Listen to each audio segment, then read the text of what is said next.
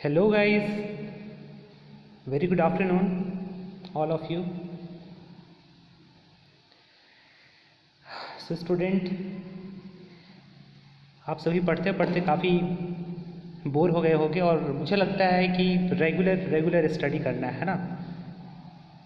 कभी ट्रांसपोर्टेशन है तो कभी सॉइल मैकेनिक्स है, कभी हाइड्रोलिक्स है, मतलब इतने सारे पेपर्स पढ़ने हैं, इतने सारे नोट्स बनाने हैं, इतने सारे असाइनमेंट बनाने हैं, कभी डीसीएस पढ़ना है ना।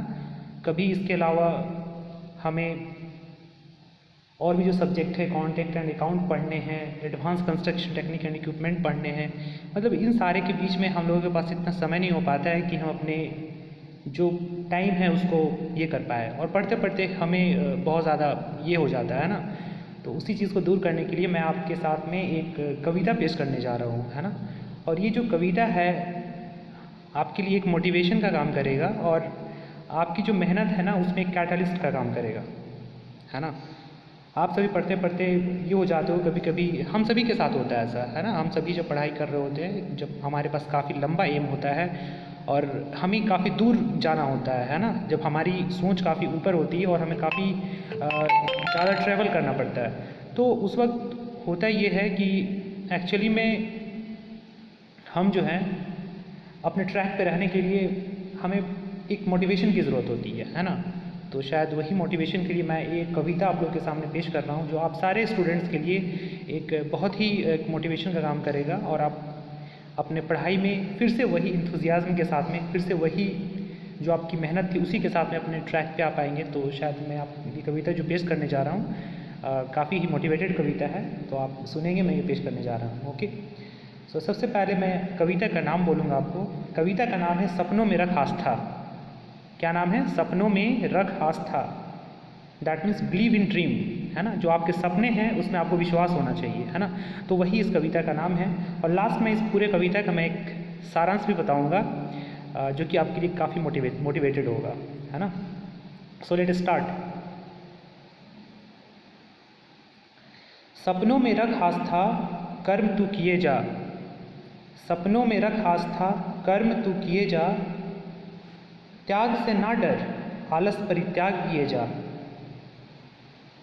गलती कर ना घबरा, गलती कर ना घबरा, गिरकर फिर हो जा खड़ा। समस्याओं को रास्तों से निकाल दे, समस्याओं को रास्तों से निकाल दे। चट्टान भी हो तो ठोकर से उछाल दे। रख हिम्मत तूफानों से टकराने की, रख हिम्मत तूफानों से टकराने की। ज़रूरत नहीं है किसी मुसीबत से घबराने की। जो पाना है बस उसकी एक पागल की तरह चाहत कर, जो पाना है बस उसकी एक पागल की तरह चाहत कर। करता रह कर्म मगर, करता रह कर्म मगर, साथ में खुदा की इबादत भी कर।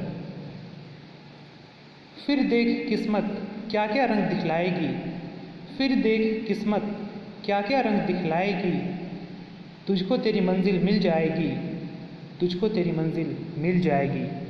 सो ये छोटी सी कविता जो कि हमारे लिए काफ़ी मोटिवेटेड कविता है, आई होप कि आपके लिए भी काफ़ी मोटिवेटेड होगा। और इस पूरे कविता का सारांश यही है कि हमें अपने सपनों में विश्वास रखना चाहिए।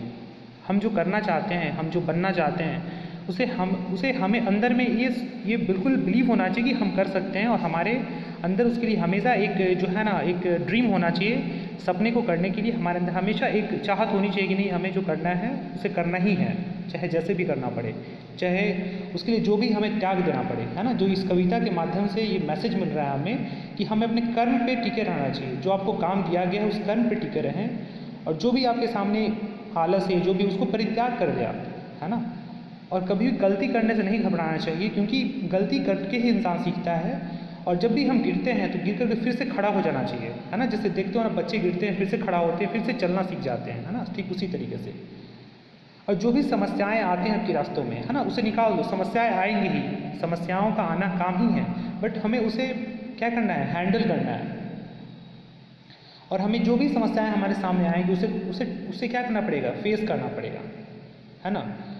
और भी इस कविता का जो सारांश है, लास्ट में ये बोला गया है कि आप अगर ये सारी चीज़ें करते हैं तो आपकी जो मंजिल है वो ज़रूर मिलेगी एक ना एक दिन, है ना।